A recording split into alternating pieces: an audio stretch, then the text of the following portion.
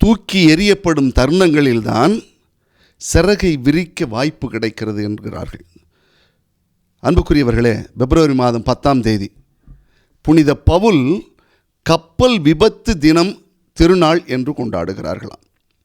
இது மால்டாவில் கொண்டாடுறாங்க. இன்றைக்கி மால்டாவில் இந்த புனித பவுல் கப்பல் விபத்து திருநாளாம். எவனாவது கப்பல் விபத்தை திருநாளாக கொண்டாடுவாங்களா? ஆனால் புனித சின்னப்பருடைய இந்த நாளை கொண்டாடி கொண்டிருக்கிறார்கள். எப்போ அப்படின்னா, நீங்கள் திருத்தூதர் பணிகள் நூலை 28வது அதிகாரத்தை வாசித்து பாருங்கள். அதில் தொடக்கும் போதே அப்படி தான் தொடங்கும். புனித சின்னப்பர் ரோமைக்கு பயணம் செல்லும்பொழுது அதில் மால்தாவில் கப்பல் உடைப்பட்டு அவங்க தஞ்சம் புகுந்துருவாங்க. அதோடு இல்லை, அந்த பகுதியை வாசிக்கும் போது முதல்ல அவருக்கு நன்றாக உபசரித்தார்கள். அப்புறம் ஏதோ குளிர்காயும்போது ஒரு குச்சி வழியாக ஒரு பாம்பு கையில் அதை உதறிவிட்ட பிற்பாடு அப்பா தப்பிச்சிட்டோம் அப்படின்னு நினச்சிட்டாராம். அந்த மாதிரி அது ஒரு பெரும் பகுதியாகவே இருக்கிறது. அது முடிஞ்சவங்கன்னா வாசித்து பாருங்கள்.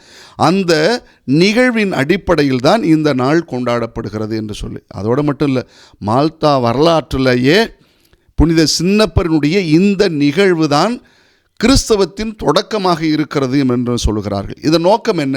முக்கியமாக மைய நோக்கம் என்னவென்றால், மால்டாவில் கிறிஸ்டியானிட்டி கிறிஸ்தவம் வேரூன்றி வளர்ந்த நாள் இதுதான்.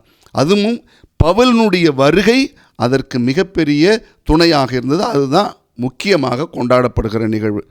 நாட்டினுடைய மத பண்பாடு, மதத்தினுடைய அடையாளம், இவை எல்லாம் இன்றும் கொண்டாடி கொண்டிருக்கிறார்கள். ஏன் இன்றைக்கி அரசு விடுமுறையாக கொடுத்து இந்த நாளில் கொண்டாடுறது. தேவாலயங்களில் திருப்பலி இருக்கிறது. தேர் திருவிழா, புனித சின்னப்பர் உருவம் தாங்கிய தேர் திருவிழா கொண்டாடுறாங்க. இந்த நாள் மிக விமரிசையாக கொண்டாடப்படுகிறதாம். ஆலயங்களில் சிறப்பு வழிபாடுகள் கொண்டாடப்படுகிறது. ஒன்று மட்டும் தெரியுது, இவருடைய கப்பல் விபத்து அங்கு கிறிஸ்தவர்களுடைய வித்தாக மாறுகிறது.